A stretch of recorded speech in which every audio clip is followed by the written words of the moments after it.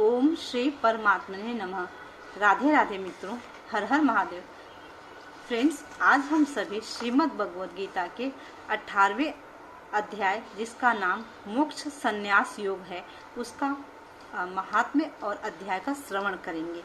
Friends, ऐसा बोला जाता है शास्त्रों में, यदि आप पूरी गीता नहीं पाठ कर पाते हैं, केवल आप 18वां अध्याय ही पाठ करते हैं, उसका महात्म्य श्रवण करते हैं, तो आपको पूरी गीता पाठ का फल प्राप्त हो जाता है।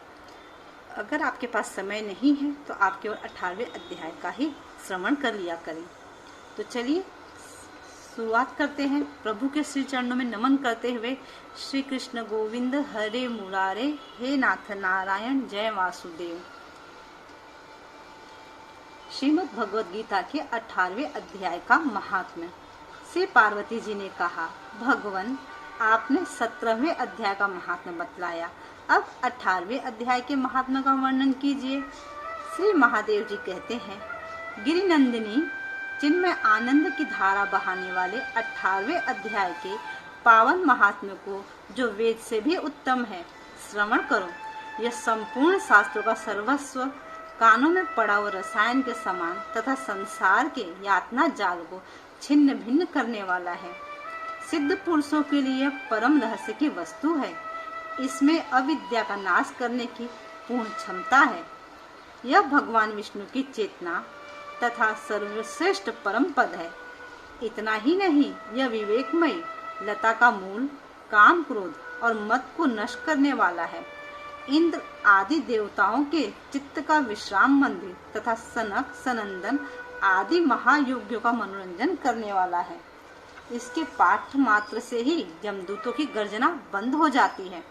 पार्वती, इससे बढ़कर कोई ऐसा रहस्यमय उपदेश नहीं है जो संतप्त मानवों के त्रिविध ताप को हरने वाला और बड़े बड़े पातकों का नाश करने वाला हो।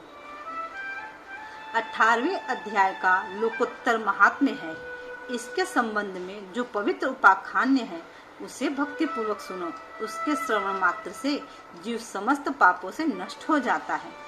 मेरुगिरी के शिखर पर अमरावती नाम वाली एक रमणीय पुरी है। उसे पूर्व काल में विश्वकर्मा ने बनाया था।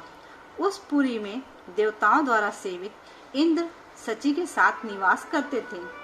एक दिन वे सुखपूर्वक बैठे हुए थे। इतने में ही उन्होंने देखा कि भगवान विष्णु के दूतों से सेवित एक अन्य पुरुष वहां आ रहा है। इंद्र उस नवागत पुरुष के तेज से तिरस्कृत होकर तुरंत ही अपने रमणीय सिंहासन से मंडप में गिर पड़े। तब इंद्र के सेवकों ने देवलोक के साम्राज्य का मुकुट इस नूतन इंद्र के मस्तक पर रख दिया। फिर तो दिव्य गीत गाती हुई देवांगनाओं के साथ सब देवता उनकी आरती उतारने लगे। ऋषियों ने वेद मंत्रों का उच्चारण करके उन्हें अनेक आशीर्वाद दिए। गंधर्वों का ललित स्वर में मंगल गान होने लगा। इस प्रकार इस नवीन इंद्र को 100 यज्ञों का अनुष्ठान किए बिना ही नाना प्रकार के उत्सवों से सेवित देखकर पुराने इंद्र को बड़ा विस्मय हुआ। वे सोचने लगे, इसने तो मार्ग में न कभी पौसले बनवाए, न पोखरे खुदवाए, न पक्षियों को विश्राम देने वाले बड़े बड़े वृक्ष ही लगवाए। अकाल पड़ने पर अन्नदान के द्वारा इसने प्राणियों का सत्कार भी नहीं किया। इसके द्वारा तीर्थों में सत्र और गांव में यज्ञ का अनुष्ठान भी नहीं हुआ। फिर इसने यहाँ भाग्य की दी हुई ये सारी वस्तुएं कैसे प्राप्त हुई? इस चिंता से व्याकुल होकर इंद्र भगवान विष्णु से पूछने के लिए प्रेम पूर्वक क्षीर सागर के तट पर गए और वहां अकस्मात अपने साम्राज्य के भ्रष्ट होने का दुख निवेदन करते हुए बोले, हे लक्ष्मीकांत, मैंने पूर्व काल में आपकी प्रसन्नता के लिए 100 यज्ञ का अनुष्ठान किया था। उसी के पुण्य से मुझे इंद्रप्रथ की प्राप्ति हुई थी। किंतु इस समय स्वर्ग में कोई दूसरा ही इंद्र अधिकार जमाए बैठा है। उसने न तो कभी धर्म का अनुष्ठान किया और न यज्ञों का। फिर उसने मेरे दिव्य सिंहासन पर कैसे अधिकार जमाया है? श्री भगवान बोले, इंद्र वह गीता के 18वें अध्याय में से 5 श्लोकों का प्रतिदिन पाठ करता था। उसी के पुण्य से उसने तुम्हारे उस साम्राज्य को प्राप्त कर लिया है। गीता के 18वें अध्याय का पाठ सब पुण्यों का शिरोमणि है। उसी का आश्रय लेकर तुम भी अपने पद पर स्थित हो सकते हो। भगवान विष्णु के ये वचन सुनकर और उस उत्तम उपाय को जानकर इंद्र ब्राह्मण का वेश बनाए गोदावरी के तट पर गए वहां उन्होंने कालिका ग्राम नामक उत्तम और पवित्र नगर देखा, जहां काल का भी मर्दन करने वाले भगवान कालेश्वर विराजमान है। बोले कालेश्वर भगवान की जय। वहाँ गोदावरी मैया की जय। वहाँ गोदावरी तट पर एक परम धर्मात्मा ब्राह्मण बैठे थे, जो बड़े ही दयालु और वेदों के पारंगत विद्वान थे। वे अपने मन को वश में करके प्रतिदिन गीता के 18वें अध्याय का स्वाध्याय किया करते थे। उन्हें देखकर इंद्र ने बड़ी प्रसन्नता के साथ उनके दोनों चरणों में मस्तक झुकाया और उसी से 18वें अध्याय को पढ़ा। फिर उसी के पुण्य से उन्होंने श्री विष्णु का सायुज्य प्राप्त कर लिया। इंद्र आदि देवताओं का पद बहुत ही छोटा है, यह जानकर वे परम हर्ष के साथ उत्तम वैकुंठ धाम को गए। अतः यह अध्याय मुनियों के लिए भी श्रेष्ठ परम तत्व है। पार्वती 18वें अध्याय के इस दिव्य महात्म्य का वर्णन समाप्त हुआ। इसके श्रवण मात्र से मनुष्य सब पापों से छुटकारा पा जाता है। इस प्रकार संपूर्ण गीता का पाप नाशक महात्म्य बतलाया गया है। महाभागे जो पुरुष श्रद्धा युक्त होकर इसका श्रवण करता है, वह समस्त यज्ञों का फल पाकर अंत में श्री विष्णु का सायुज्य प्राप्त कर लेता है। फ्रेंड्स, ये था श्रीमद् भगवद गीता के 18वें अध्याय का महात्म्य। अब हम सब ओम श्री परमात्मने नमः 18वां अध्याय। उसके उपरांत अर्जुन बोले, हे महाबाहो, हे अंतर्यामी, हे वासुदेव, मैं संन्यास और त्याग के तत्व को पृथक पृथक जानना चाहता हूँ।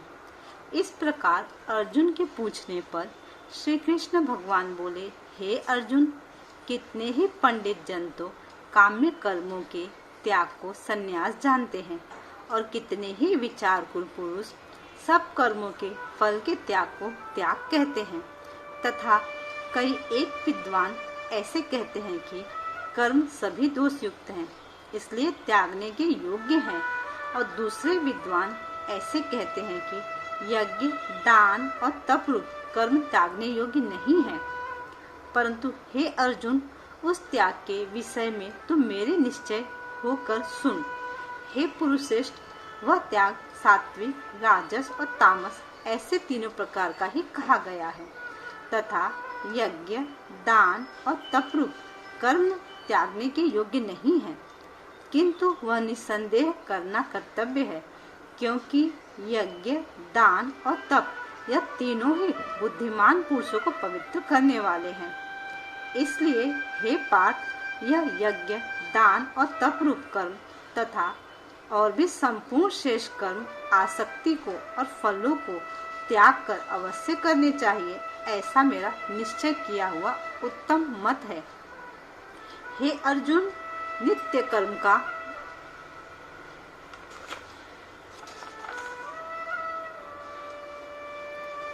त्याग करना योग्य नहीं है, इसलिए मोह से उसका त्याग करना तामस कहा गया है।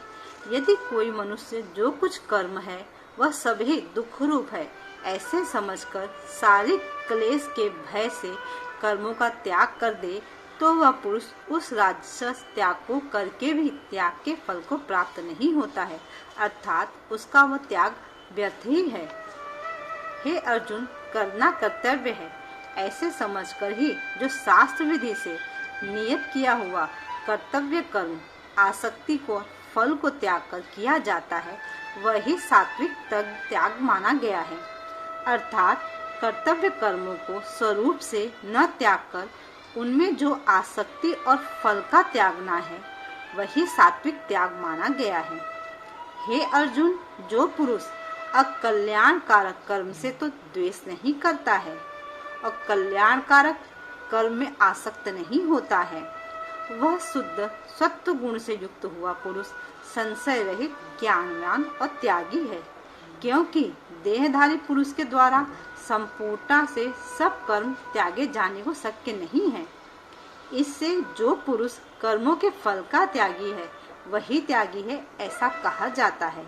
सकामी पुरुषों के कर्म का ही अच्छा, बुरा और मिला हुआ ऐसे 3 प्रकार का फल मेरे मरने के पश्चात भी होता है, और त्यागी पुरुषों के कर्मों का फल किसी काल में भी नहीं होता है। क्योंकि उनके द्वारा होने वाले कर्म वास्तव में कर्म नहीं है। हे महाबाहो, संपूर्ण कर्मों की सिद्धि के लिए अर्थात संपूर्ण कर्मों के सिद्ध होने में यह 5 हेतु सांख्य सिद्धांत में कहे गए हैं। उनको तू मेरे से भली प्रकार जान। हे अर्जुन, इस विषय में आधार और कर्ता तथा न्यारे न्यारे कारण और नाना नाना प्रकार की न्यारी चेष्टा एवं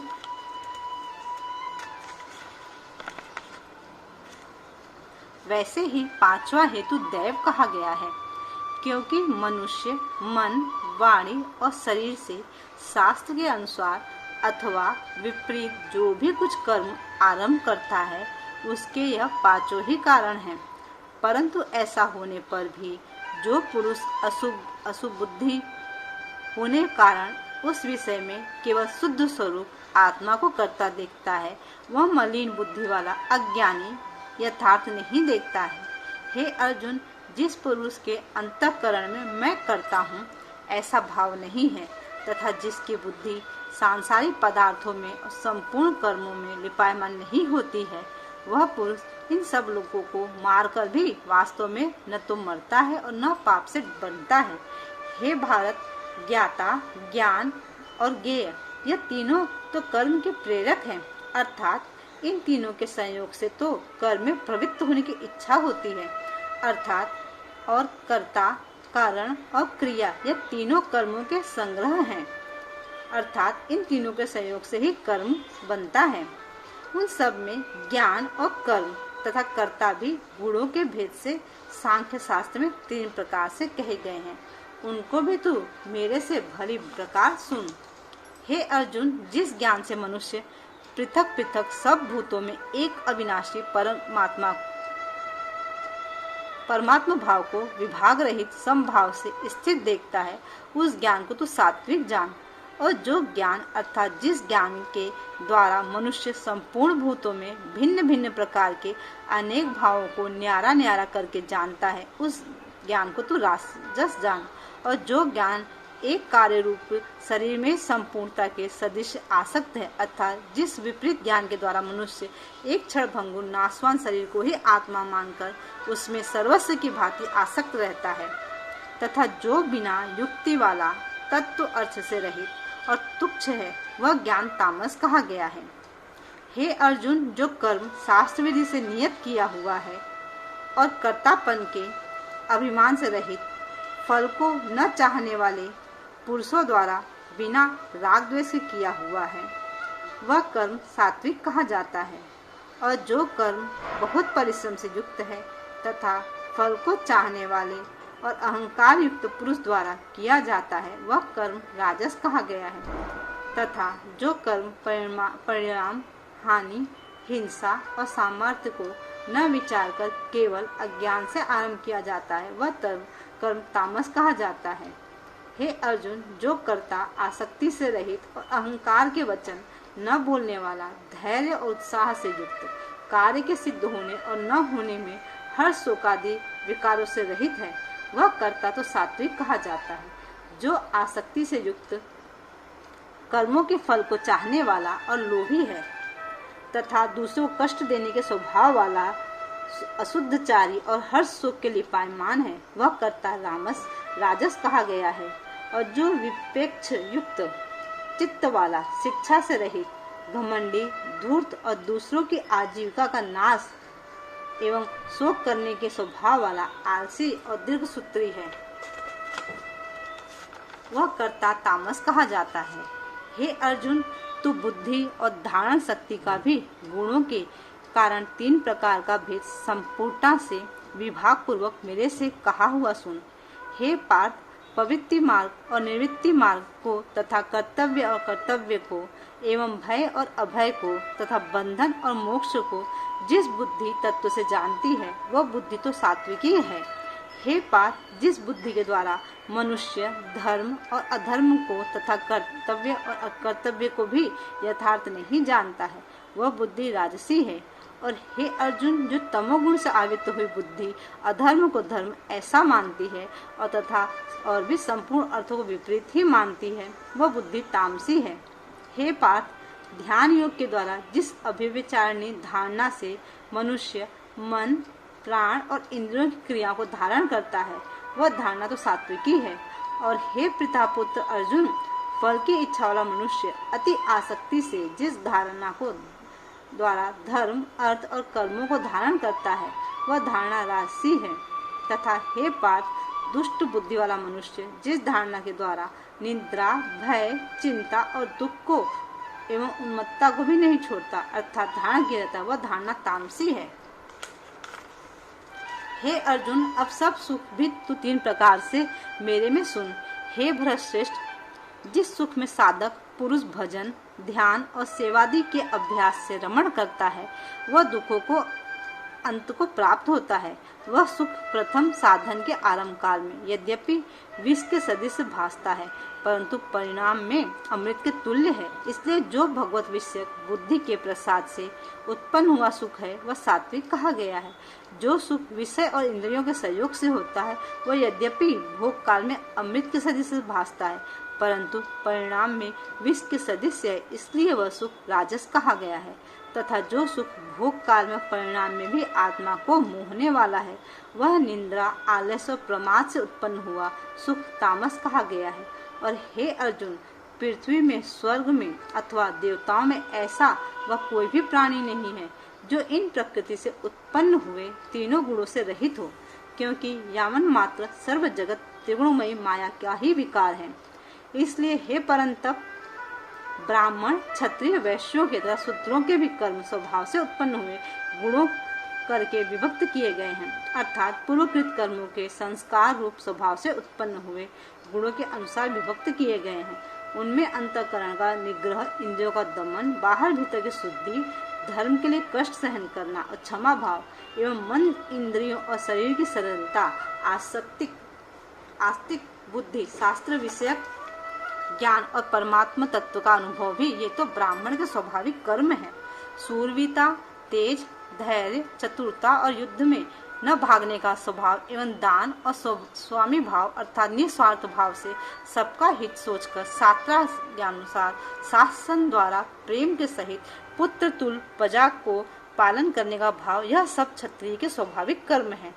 खेती, गोपालन और क्रय विक्रय एवं सत्य व्यवहार यह वैश्य के स्वाभाविक कर्म है। और सब वर्णों की सेवा करना यह शूद्र का भी स्वाभाविक कर्म है। एवं इस अपने अपने स्वाभाविक कर्म में लगा हुआ मनुष्य भगवत प्राप्ति रूप परम सिद्धि को प्राप्त होता है। परंतु जिस प्रकार से अपने स्वाभाविक कर्म में लगा हुआ मनुष्य परम सिद्धि को प्राप्त होता है, उस विधि को तुम मेरे से सुन। हे अर्जुन, जिस परमात्मा से सर्वभूतों की उत्पत्ति हुई है और जिससे यह सर्व जगत व्याप्त है, उस परमेश्वर को अपने स्वाभाविक कर्म द्वारा पूजकर मनुष्य परम सिद्धि को प्राप्त होता है।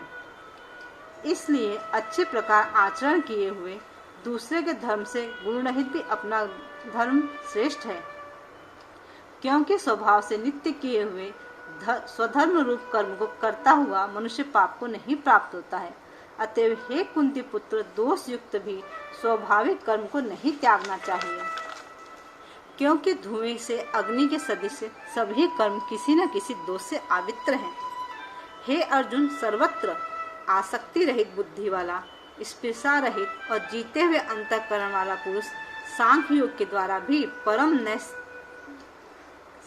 नैष्कर्म सिद्धि को प्राप्त होता है, अर्थात क्रिया रहित शुद्ध चिदानंद घन परमात्मा की प्राप्ति रूप परम सिद्धि को प्राप्त होता है।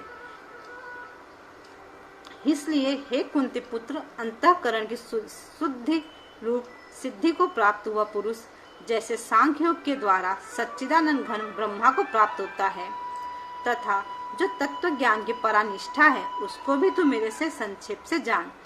हे अर्जुन, विशुद्ध बुद्धि से युक्त, एकांत और शुद्ध देश का सेवन करने वाला तथा मिताहारी, जीते हुए मन, वाणी, शरीर वाला और दृढ़ वैराग्य को भली प्रकार प्राप्त हुआ पुरुष निरंतर ध्यान योग के परायण हुआ सात्विक धारणा से अंतःकरण को वश में करके तथा शाब्दिक विषयों को त्याग कर और राग द्वेषों को नष्ट करके तथा अहंकार, बल, घमंड, काम, क्रोध और संग्रह को त्याग कर ममता रहित और शांत अंतःकरण वाला हुआ सच्चिदानंद घन ब्रह्मा में एक ही भाव होने के कारण होने के लिए योग्य होता है। फिर वह सच्चिदानंद घन ब्रह्मा में एक ही भाव से स्थित हुआ प्रसन्न चित्त वाला पुरुष न तो किसी वस्तु के लिए शोक करता है और न किसी की आकांक्षा ही करता है, एवं सब भूतों में समभाव हुआ मेरी पराभक्ति को प्राप्त होता है। उस पराभक्ति के द्वारा मेरे को तत्व से भली प्रकार जानता है कि मैं जो और जिस प्रभाव वाला हूँ, तथा उस भक्ति से मेरे को तत्व से जानकर तत्काल ही में मेरे में प्रवेश हो जाता है, अर्थात अनन्य भाव से मेरे को प्राप्त हो जाता है। फिर उसकी दृष्टि में मुझ वासुदेव के सिवा कुछ भी नहीं है। मेरे परायण हुआ निष्काम कर्मयोगी तो संपूर्ण कर्मों को सदा करता हुआ भी मेरी कृपा से सनातन अविनाशी परम पद को प्राप्त हो जाता है। इसलिए हे अर्जुन, तू सब कर्मों को मन से मेरे में अर्पण करके मेरे परायण हुआ समत्व बुद्धि रूप निष्काम कर्मयोगी अवलंबन करके निरंतर मेरे चित्त वाला हो। इस प्रकार के तू मेरे में निरंतर मन वाला और मेरी कृपा से जन्म मृत्यु आदि सब संकटों को अनायास ही तर जाएगा, और यदि अहंकार के कारण मेरे वचनों को नहीं सुनेगा तो नष्ट हो जाएगा, अर्थात परमार्थ से भ्रष्ट हो जाएगा। जो तू अहंकार को अवलंबन करके ऐसा मानता है कि मैं युद्ध नहीं करूंगा, तो यह तेरा निश्चय मिथ्या है, क्योंकि क्षत्रियपन का स्वभाव तेरे को जबरदस्ती युद्ध में लगा देगा। हे अर्जुन, जिस कर्म को तू मोह से नहीं करना चाहता है, उसको भी अपने पूर्वकृत स्वाभाविक कर्म से बंधा हुआ परवश होकर करेगा, क्योंकि हे अर्जुन, शरीर रूप यंत्र में आरूढ़ हुए संपूर्ण प्राणियों को अंतर्यामी परमेश्वर अपनी माया से उनके कर्मों के अनुसार भ्रमाता हुआ सब भूत प्राणियों के हृदय में स्थित है। इसलिए हे भारत, सब प्रकार से उस परमेश्वर के अनन्य शरण को प्राप्त हो। उस परमात्मा की कृपा से ही परम शांति को, सनातन परम धाम को प्राप्त होगा। इस प्रकार यह गोपनीय से भी अति गोपनीय ज्ञान मैंने तेरे लिए कहा। इस रहस्य युक्त ज्ञान को संपूर्णता से अच्छे प्रकार विचार के फिर तू जैसा चाहता है वैसा ही कर, अर्थात जैसी तेरी इच्छा होवे वैसे ही कर। इतना कहने पर भी अर्जुन का कोई उत्तर नहीं मिलने के कारण श्री कृष्ण भगवान फिर बोले, हे अर्जुन, संपूर्ण गोपनीयों से भी अति गोपनीय मेरे परम रहस्य वचन को तू फिर भी सुन, क्योंकि तू मेरा अतिशय प्रिय है। इससे यह परम हितकारक वचन मैं तेरे लिए कहूँगा। हे अर्जुन, तू केवल मुझ सच्चिदानंद घन वासुदेव परमात्मा में ही अनन्य प्रेम से नित्य निरंतर अचल मन वाला हो, और मुझ परमेश्वर को ही अतिशय श्रद्धा भक्ति सहित निष्काम भाव से नाम गुण और प्रभाव के श्रवण कीर्तन मनन और पठन पाठन द्वारा निरंतर भजने वाला हो, तथा मेरा शंख चक्र गदा पद्म और किरीट कुंडल आदि भूषणों से युक्त पीताम्बर वनमाला और कौस्तुभधारी विष्णु का मन वाणी और शरीर के द्वारा सर्वत्र अपने अंतःकरण में सर्वस्त्र अर्पण करके अतिशय श्रद्धा भक्ति और प्रेम से विहालता पूर्वक पूजन करने वाला हो, और मुझ सर्वात्म शक्तिमान विभूति बल ऐश्वर्य माधुर्य गंभीरता उदारता वात्सल्य और सुहृदयता आदि गुणों से संपूर्ण सबके आश्रय रूप वासुदेव को विनय भाव पूर्वक भक्ति सहित साष्टांग दंडवत प्रणाम कर प्रभु के श्री चरणों में दंडवत प्रणाम करिए। भक्तों, जय श्री राधे। ऐसा करने से तू मेरे को ही प्राप्त होगा, यह मैं तेरे लिए सत्य प्रतिज्ञा करता हूँ। क्योंकि तू मेरा अत्यंत प्रिय सखा है, इसलिए सर्व धर्मों को अर्थात संपूर्ण कर्मों के आश्रय को त्याग कर केवल एक मुझ सच्चिदानंद घन वासुदेव परमात्मा की अनन्य शरण हो। मैं तेरे को संपूर्ण पापों से मुक्त कर दूंगा, तू शोक मत कर। हे अर्जुन, इस प्रकार तेरे हित के लिए कहे हुए इस गीता परम रहस्य को किसी काल में भी न तो तप रहित मनुष्य के लिए करना चाहिए और न भक्ति रहित के लिए प्रति न तथा किसी बिना सुनने वाले की इच्छा के प्रति ही करना चाहिए, क्योंकि जो मेरी निंदा करता है उसके प्रति भी नहीं कहना चाहिए। परंतु जिनमें यह सब दोष नहीं है, ऐसे भक्तों के प्रति प्रेम पूर्वक उत्साह के सहित कहना चाहिए, क्योंकि जो पुरुष पर मेरे में परम प्रेम करके इस परम रहस्य युक्त गीता शास्त्र को मेरे भक्तों में कहेगा, अर्थात निष्काम भाव से प्रेम पूर्वक मेरे भक्तों को पढ़वाएगा या अर्थ की व्याख्या द्वारा इसका प्रचार करेगा, वह निसंदेह मेरे को ही प्राप्त होगा, और न तो उससे बड़ा बढ़कर मेरा अतिशय प्रिय कार्य करने वाला मनुष्य में कोई है, और न उससे बढ़कर मेरा अत्यंत प्यारा पृथ्वी में कोई दूसरा होवेगा। अथवा हे अर्जुन, जो पुरुष इस धर्म में हम दोनों के संवाद रूप गीता शास्त्र को पढ़ेगा अर्थात नित्य पाठ करेगा, उसके द्वारा मैं ज्ञान यज्ञ से पूजित हो जाऊंगा, ऐसा मेरा मत है। जो पुरुष श्रद्धा और दोष दृष्टि से रहित हुआ इस गीता शास्त्र का श्रवण मात्र भी करेगा, वह भी पापों से मुक्त हुआ उत्तम कर्म करने वाला के श्रेष्ठ लोकों में प्राप्त होगा। इस प्रकार गीता का महात्म्य सुनकर भगवान श्री कृष्ण आनंद कंद ने अर्जुन से पूछा, हे पार्थ, क्या है मेरा वचन तैने एकाग्रचित्त से श्रवण किया? और हे धनंजय, क्या तेरा अज्ञान से उत्पन्न हुआ मोह नष्ट हुआ?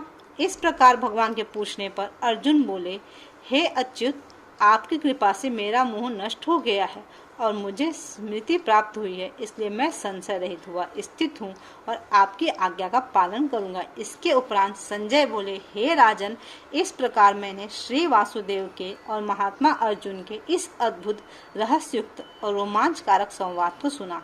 कैसे कि श्री व्यास जी की कृपा से दिव्य दृष्टि द्वारा मैंने इन परम रहस्युक्त गोपनीय योग को साक्षात कहते हुए स्वयं योगेश्वर श्री कृष्ण भगवान के मुख से सुना है। इसलिए हे राजन, श्री कृष्ण भगवान और अर्जुन के इस रहस्युक्त कल्याणकारक अद्भुत संवाद को पुनः पुनः स्मरण करके मैं बारंबार हर्षित होता हूँ, तथा हे राजन, श्री हरि के उस अति अद्भुत रूप को भी मैं पुनः पुनः स्मरण करके चित्त में महान आश्चर्य होता है और मैं बारंबार हर्षित होता हूँ। हे राजन, विशेष क्या कहूँ, जहाँ योगेश्वर श्री कृष्ण भगवान है, जहाँ गांडीव धनुषधारी अर्जुन है, वहीं पर श्री विजय और विभूति और अचल नीति है, ऐसा मेरा मत है। इति श्रीमद् भगवद गीता रूपी उपनिषद एवं ब्रह्म विद्या तथा योग शास्त्र विषयक श्री कृष्ण अर्जुन के संवाद में मोक्ष संन्यास योग नामक 18वां अध्याय। फ्रेंड्स, ये था 18वां अध्याय। गीता का संपूर्ण सार 18वें अध्याय में है। मेरी आपसे फिर से रिक्वेस्ट है, आप लोग 18वां अध्याय कम से कम 3 से 4 बार श्रवण करें, फिर आपको समझ में आएगा। फ्रेंड्स, अगर आपको मेरी वीडियोस अच्छी लगती हैं तो लाइक करें, और आपके माइंड में कोई भी क्वेश्चन आते हैं तो प्लीज़ कमेंट बॉक्स में अपने क्वेश्चन शेयर करें, और भी डिवोटीज़ के साथ आप चाहें, अगर प्रभु की इच्छा है तो आप लोग और भी डिवोटीज़ के साथ शेयर करना ना भूलें। तब तक के लिए फ्रेंड्स, जय श्री राधे, हर हर महादेव।